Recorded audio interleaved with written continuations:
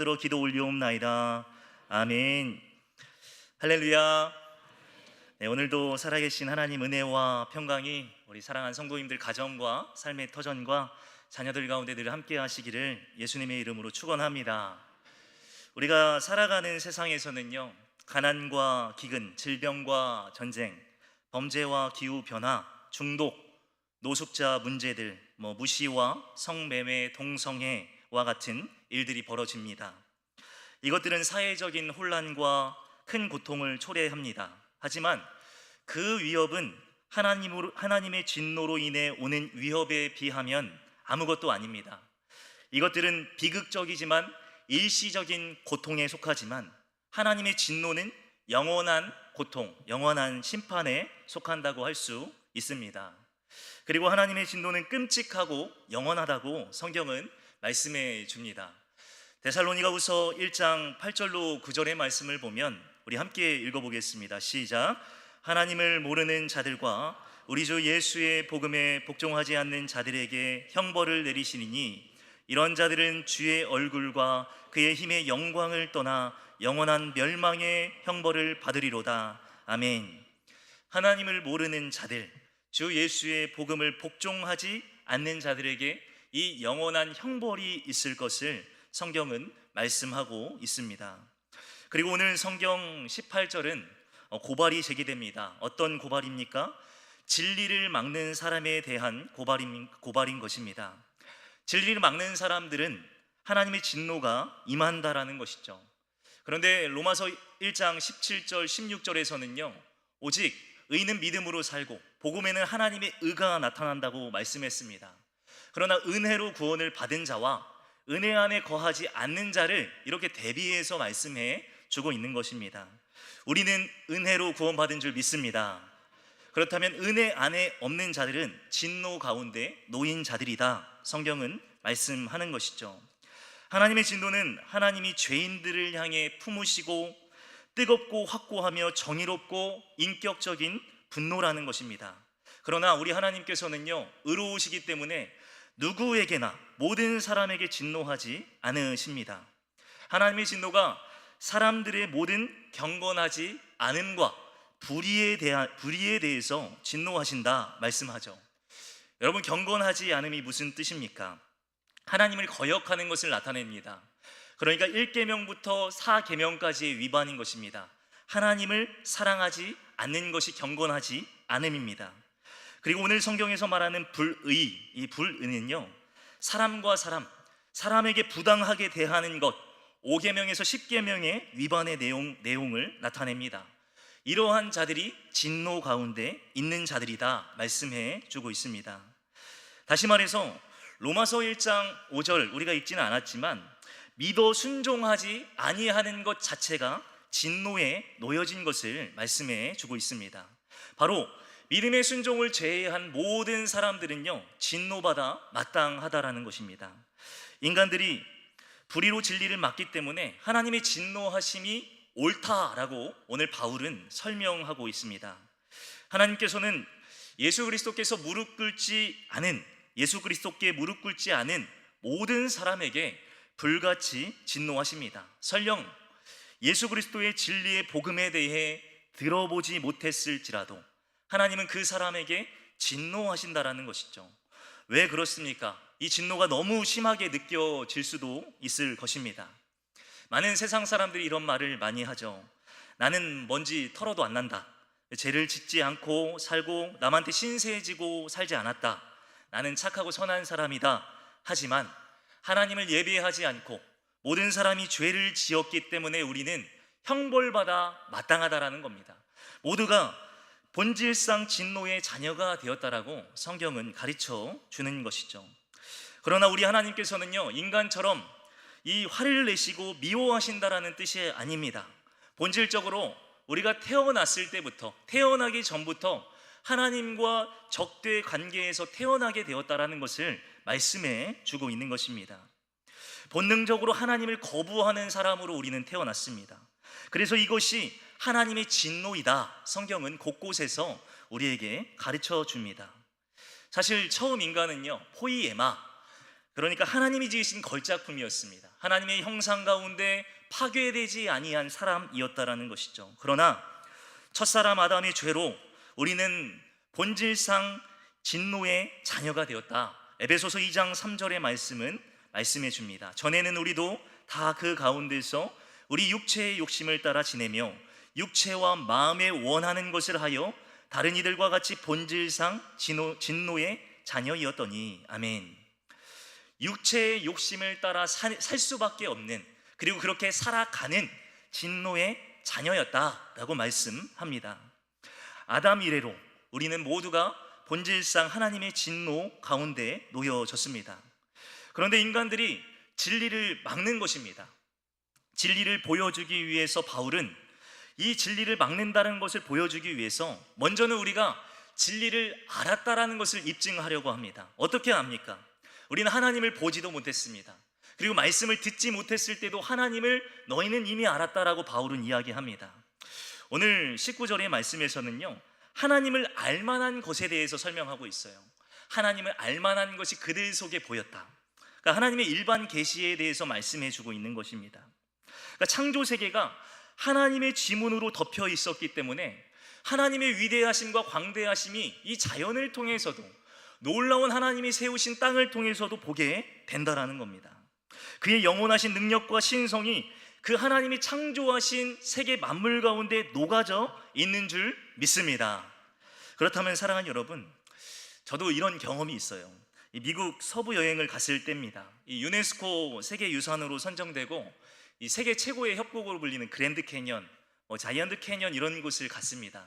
한 2시간, 3시간을 버스를 타고 가는데요, 솔직히 정말 이렇게 답답하고 힘들었습니다. 이 긴 대로를, 이 고속도로를 향하여서 가는데요, 이 2시간, 3시간 이동하고 난 뒤에 이 버스 창문 사이로 갑자기 멋있는 협곡이 보이기 시작하는 겁니다. 그리고 이 오디오에서는요, 일부러 계획된 건지는 모르겠는데요, 주 하나님 지으신 모든 세계가 영어로 이렇게 쫙 나오는 거예요. 그런데 그 세계를 바라보는데요, 그 창문에서 눈물이 계속 나는 거예요. 한 5분 동안에 눈물을 흘리는 겁니다. 그 하나님의 세상을 창조하심과 나를 만드심에 감격하여서 우리는 하나님을 알만한 것을 그 세계 곳곳에 새겨놓은 것을 보게 된다는 거예요. 여러분들도 대한민국 방방곳곳 세계 각지를 돌아다니실 때마다 하나님의 놀라우심을 보게 될 것입니다. 이사야 6장 3절 말씀을 보면 서로 불러 이르되 거룩하다 거룩하다 거룩하다 만군의 여호와여, 그의 영광이 온 땅에 충만하도다 하더라. 그의 영광이요, 온 땅에 녹아져 있는 거예요.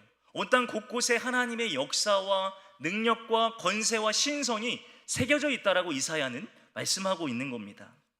그렇다면 창조 세계를 통해서도 그 누구도 하나님 앞에 핑계할 자가 없다, 진노 가운데 놓인 자들이라는 것을 말씀해주고 있는 거예요.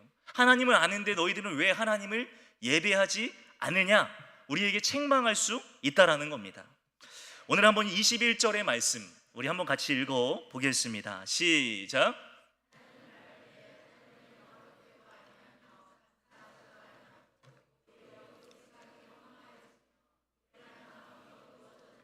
아멘. 하나님을 알지만 하나님을 영화롭게 하지 않습니다. 감사하지도 않습니다. 허망한 마음, 미련한 마음으로 빛 가운데 거하지 않고 어두움 가운데 거하는 인생으로 살아가고 있는 모습이 우리 모습이 아니겠습니까? 하나님을 알면서도요, 그 은혜의 감격, 정말 하나님의 은혜의 찬양을 하지 않고 우리는 우리의 연약과 미흡함을 인정하지 않고 하나님을 알기에 힘쓰지도 않고 찬양하기에 힘쓰지도 않는 무지한 인생을 살아가는 것들을 보게 됩니다. 하나님을 아는 지식에 대한 적절한 반응이 무엇이겠습니까? 오늘 21절의 말씀처럼 하나님을 영화롭게 하는 것이 우리 인생의 목적인 줄 믿습니다. 그렇다면 우리는 하나님 앞에 불평하면 안 됩니다. 감사해야 되는 것이죠. 오늘 찬양대의 찬양처럼 어떠한 상황 가운데 있을지라도, 그리 아니하실지라도 간절히 주님께 기도하며 감사하실 수 있는 성도님들 되시기를 주의 이름으로 소원합니다. 그러나 경건하지 않고 불의한 사람들은요, 불평 먼저, 불만 먼저, 범죄로 살아가는 것입니다. 인간은 썩어지지 아니하는 하나님의 영광과 썩어질 사람과 우상으로 바꾸는 막 교환을 선택합니다. 하나님을 선택하지 않고 우리 세상의 것을 선택할 때가 너무나 많다라는 겁니다. 인간들의 생각이요, 그때 허망해지는 거예요. 미련하고 지혜 없는 모습이 우리의 모습 아니겠습니까? 죄의 종노릇하고 비참한 우리의 모습을 보게 되는 것입니다. 더 이상 하나님을 올바로 볼 수 없고 똑바로 볼 수 없는 우리의 모습이 진노의 자녀의 모습이라는 것입니다. 우리가 정말 지혜롭습니까? 우리는 매일매일 죄를 지면서도요, 죄가 죄인지 모릅니다. 죄를 먹고 마시며 살아가는 우리의 모습 아니겠습니까? 고린도전서 1장 25절은 그런 말씀을 합니다. 하나님의 미련한 것이 사람보다 지혜롭고 하나님의 약하심이 사람보다 강하니라. 그러니까 하나님만이 지혜로우시다라는 거예요. 하나님이 지혜의 근본이신 줄 믿습니다. 그렇다면 우리는 하나님의 지혜 앞에 무릎 꿇고 하나님을 영화롭게 하고 찬송하는 것이 우리 인생의 삶의 모습이 되어야 되는 것이죠. 그러나 23절의 말씀을 보면 사람과 새와 짐승의 우상을 만들어서 숭배하는 모습이 로마 교회에 있었다라는 거예요. 가까이 저 북한을 보십시오. 김일성, 그렇죠? 김정은, 김정일, 김정은, 이 3대 세습을 하면서 이 사람을 섬깁니다. 인도를 가면 엄청난 동물의 우상들이 있고요. 하물며 이 땅의 이단 사이비들이요, 물불 안 가리고 전도하고 쓰레기 줍고 하면서, 그리고 많은 봉사를 하면서 구제하며 자신들의 교주를 찬양합니다. 그러한 땅이 바로 이 땅이고 로마 교회였다라고 성경은 말씀해 주고 있는 것이죠. 우리 한번 로마서 1장 24절 말씀 같이 읽어보겠습니다. 시작.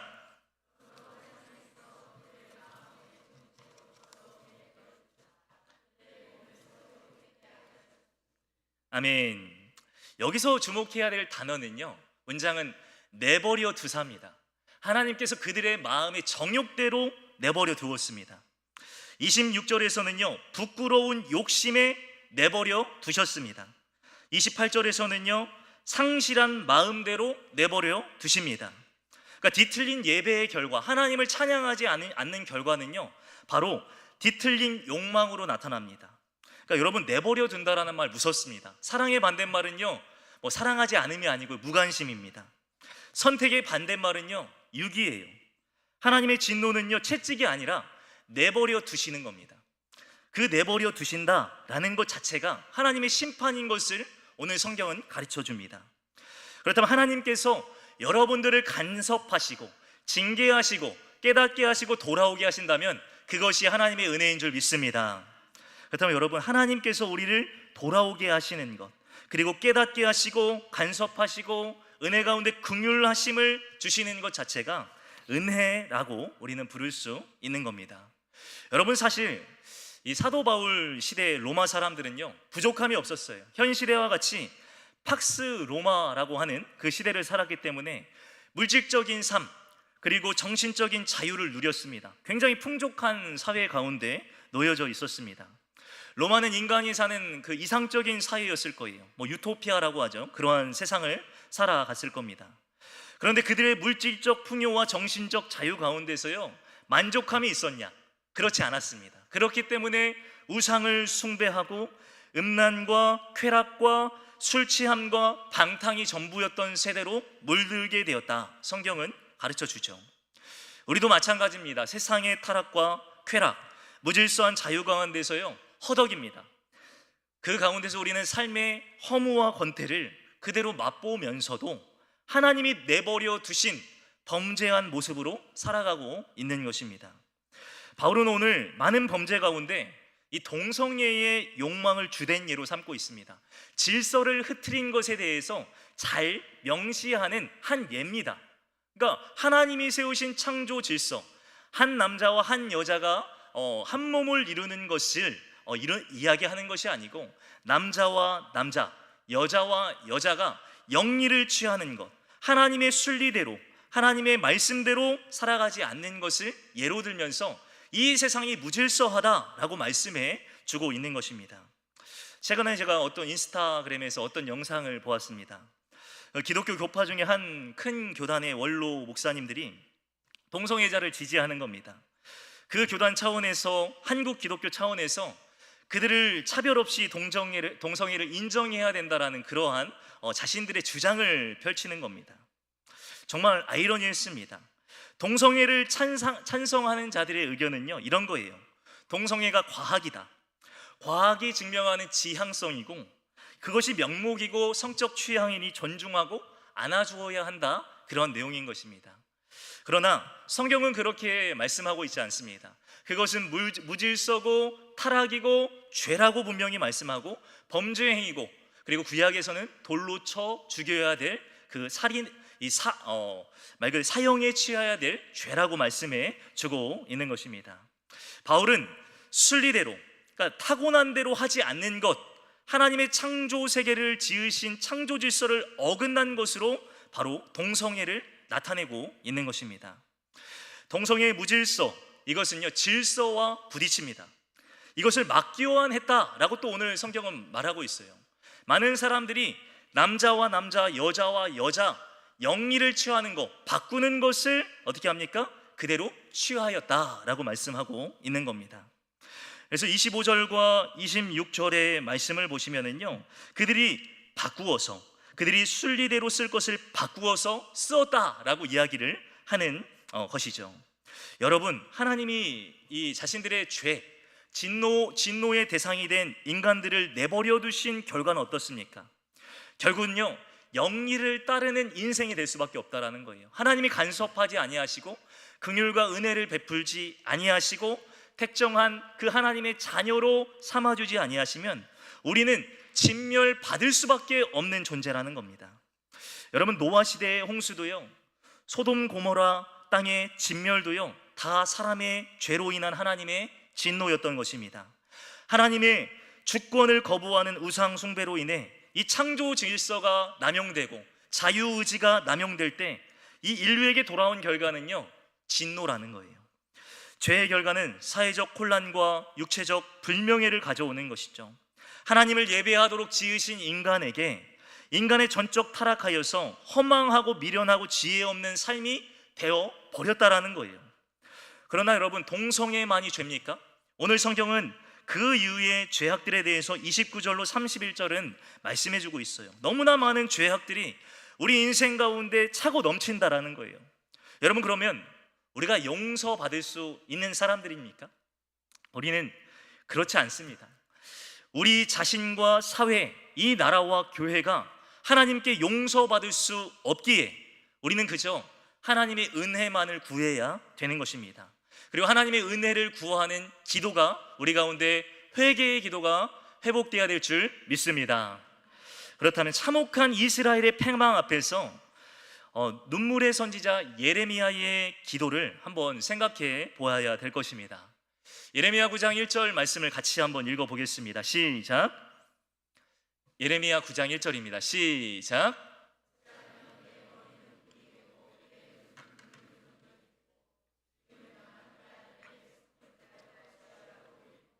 아멘.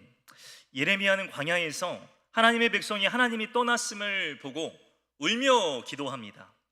그들이 간음하고 범죄하고 혀를 놀려 거짓을 말하고 악에 악을 더하고 하나님을 알지 못한다 합니다. 형제들마다 서로 속이고 이웃마다 다니며 비방하고 진실을 말하지 않고 하나님 알기를 싫어합니다. 하나님께서 그때 근심하셨다라고 말씀합니다. 9장의 요약은요, 온갖 악을 행하면서도요, 유다가 회개하지 않습니다. 유대인들에게 심판이 있을 것을 여호와가 말씀하시고 이방인들에게도 심판이 있을 것이다 말씀해 주셨습니다. 예레미야 9장 9절로 12절입니다. 12절까지 한번 같이 길지만 한번 읽어보겠습니다. 시작.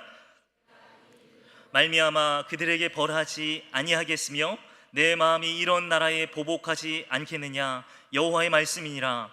내가 산들을 위하여 울며 부르짖으며 광야 목장을 위하여 슬퍼하나니 이는 그것들이 불에 탔으므로 지나는 자가 없으며 거기서 가축의 소리가 들리지 아니하며 공중의 새도 짐승도 다 도망하여 없어졌음이라.